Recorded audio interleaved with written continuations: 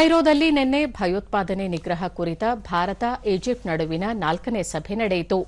ಸಭೆಯಲ್ಲಿ ಭಾರತೀಯ ರಾಯಭಾರಿ ಕೆಡಿ ದೇವಲ್, ಈಜಿಪ್ಟ್ ರಾಯಭಾರಿ ವಾಲಿದ್ ಅಲ್ ಫಿಕಿ ಮತ್ತು ಎರಡೂ ದೇಶಗಳ ವಿವಿಧ ಸಂಸ್ಥೆಗಳ ಪ್ರತಿನಿಧಿಗಳು ಪಾಲ್ಗೊಂಡಿದ್ದರು.